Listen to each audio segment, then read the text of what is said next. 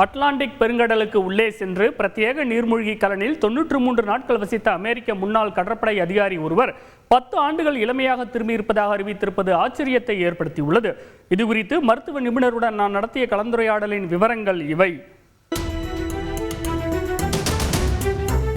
கடந்த ஆண்டு ஜூன் மாதம் அட்லாண்டிக் பெருங்கடலில் மூழ்கி கிடக்கும் டைட்டானிக் கப்பலின் சிதைவுகளை சுற்றி பார்க்க சென்ற நீர்மூழ்கி கலன் கடலின் அழுத்தம் தாங்காமல் வெடித்து சிதறியதில் அதில் இருந்த 5 பேரும் உயிரிழந்தனர். அவர்களின் உடல் பாகங்கள் கூட கிடைக்காத சூழலில் ஆழ்கடல் எவ்வளவு ஆபத்தானது என்பதை இந்த நிகழ்வின் மூலம் உலகம் அப்போது அறிந்து கொண்டது. இந்த நிலையில் அமெரிக்காவைச் சேர்ந்த முன்னாள் கடற்படை அதிகாரி ஒருவர் அட்லாண்டிக் கடலுக்குள் சென்று வசித்ததன் மூலம் தனது இளமையை மீட்டிருப்பதாக கூறுவது சர்வதேச நிபுணர்களையே ஆச்சரியத்தில் ஆழ்த்தியுள்ளது. ஓய்வு பெற்ற கடற்படை அதிகாரியும் புளோரிடா பல்கலைக்கழகத்தின் உயிரி மருத்துவ பொறியியல் பேராசிரியருமான ஜோசப் டித்தூரி நீண்ட நாட்கள் நீருக்கடியில் இருப்பதால் மனித உடலில் ஏற்படும் தாக்கம் பற்றிய ஆய்வுகளை மேற்கொண்டு வருகிறார்.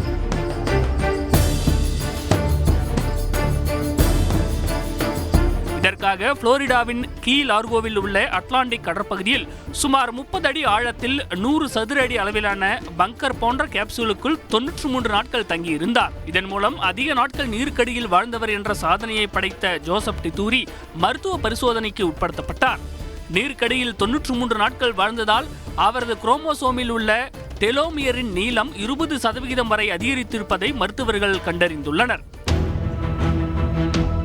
இந்த டெலோமியரின் அளவு சுருங்கும் போதுதான் மனிதர்களுக்கு வயோதிகம் ஏற்படுகிறது. 20% டெலோமியர் அதிகரித்திருப்பதன் மூலம் ஜோசப் டித்தூரி சுமார் 10 ஆண்டுகள் வரை இளமைக்கு திரும்பியுள்ளதாக மருத்துவர்கள் கணிக்கின்றனர். கடலுக்குள் வசித்து திரும்பியதன் மூலம் தற்போது 57 வயதாகும் ஜோசப் டித்தூரி தோற்றத்திலும் இளமையாக காட்சியளிக்கிறார். இது மட்டுமின்றி ஜோசப் டித்தூரியின் உடலில் ஸ்டெம் செல்கள் முன்பை விட 10 மடங்கு அதிகரித்திருப்பதையும் கொலஸ்ட்ரால் அளவு 72 புள்ளிகள் குறைந்திருப்பதையும் விஞ்ஞானிகள் சுட்டிக்காட்டுகின்றனர். சென்னையைச் சேர்ந்த மருத்துவர் கார்த்திக் ராஜாவிடம் பேசினோம். கடலுக்கு அடியில இப்படி ஒரு கம்ப்ரஸ்டு என்விரான்மெண்ட்ல வசிக்கிறதன் மூலமா உடல் எப்படி இளமைக்கு திரும்பும், இந்த ஆய்வு முடிவை எப்படி புரிஞ்சுக்கலாம்? பிரஷர் சேஞ்ச் ஆகும்போது பாடியில எல்லாமே மாறதுக்கான வாய்ப்புகள் உண்டு. இப்போ நம்ம ஆஸ்ட்ரோநாட்ஸை பத்தி நம்ம எக்ஸ்டென்சிவா ஸ்டடி பண்ணிருக்கிறோம், சரிங்களா? ஏன்னா அவங்க மேல போகும்போது அங்க ப்ரெஷர் இருக்காது, ஆர்டிபிஷியலா ப்ரெஷரைஸ் பண்ணிருப்பாங்க, கிராவிட்டியும் இருக்காது, அவங்க ஹைட் ஆகுது, அவங்களோட மசில் மாஸ் கொஞ்சம் வீக்கா ஆகுது நம்ம பார்த்துருக்கோம். அவங்க இங்க நடக்கிறது கஷ்டப்படுறதை நான் பார்த்துருக்கோம். இப்போ கீழே போனாங்கன்னா அதுக்கு ரிவர்ஸ் நடக்க ஆரம்பிக்கும்.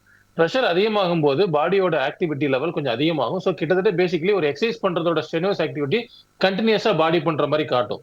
ஸோ அதனால ஒரு இளமையோ இல்லைன்னா அந்த ஒரு கம்ப்ரஸ் ஆன ஒரு ஃபீல்னால இந்த லிம்ஃபாட்டிக் ட்ரைனேஜ் மற்றதெல்லாம் நடக்கிறதுனால ஒரு ஆன்டி ஏஜிங் எஃபெக்ட் இருக்கலாம்.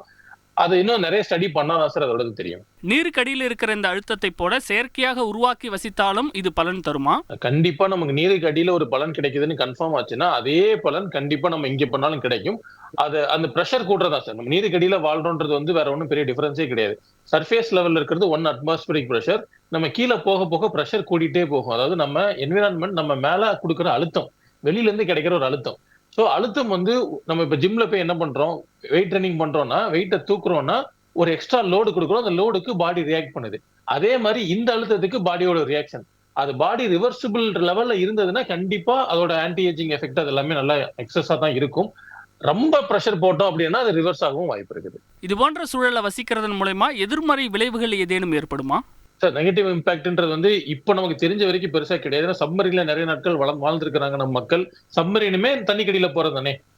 ஸோ அந்த சப்மரீன்ல இருக்கிற என்ன எஃபெக்டோ அதே தான் இவங்களும் பேசிக்கலா பார்த்துருப்பாங்க. நம்ம வெளில வந்து போறது, அந்த டீகம்ப்ரெஷன் வெளில வர்றது, திரும்ப மறுபடியும் உள்ள போறது, அதோட ப்ராப்ளம் இருக்குது. நீங்க ஸ்கூபா டைவர்ஸ்ட கேட்டீங்கன்னா சொல்லுவாங்க, தண்ணிக்கடியில போயிட்டு வேகமா வெளில வரக்கூடாது, நைட்ரஜன் டாக்ஸிசிட்டி வரும்னு சொல்லுவாங்க. ஸோ அந்த மாதிரி ரொம்ப நாள் அடியில இருந்து டக்குன்னு வெளில வந்தோம் அப்படின்னா அந்த ப்ராப்ளம் இருக்கும். ஸோ அதே மாதிரி என்விரான்மெண்ட்ல கம்ப்ரெஷன்ல இருந்துட்டு வெளியில வர்றதுக்கான மெத்தடாலஜி அதெல்லாம் என்ன ஸ்டாண்டர்டைஸ் ஆகல. இன்னும் நிறைய பேருக்கு ப்ராப்பர் ஸ்டடிஸ் தெரியல. ஸோ அதை எப்படி பண்ணணும்னு இன்னும் நமக்கு தெரியல தவிர்த்து அது ஒரு நல்ல ஆப்ஷன், நம்ம எக்ஸ்ப்ளோர் பண்ண வேண்டிய ஆப்ஷன். இன்னும் கொஞ்சம் டைம் ஆகும் அதுக்கு நமக்கு ஆக்சுவல் ரிசல்ட்ஸ் தெரியறதுக்கு. மனிதர்களுக்கு முதுமை வராமல் அல்லது முதுமையிலிருந்து மீண்டும் இளமைக்கு திரும்புவது குறித்து சர்வதேச அளவில் பல ஆய்வுகள் நடந்து கொண்டிருந்தாலும் டித்தூரியின் இந்த நெப்டியூன் 100 ஆய்வு முக்கிய திருப்பத்தை ஏற்படுத்தும் என எதிர்பார்க்கப்படுகிறது. செய்திகளை உடனுக்குடன் தெரிந்து கொள்ள உடனே சப்ஸ்கிரைப் பண்ணுங்க.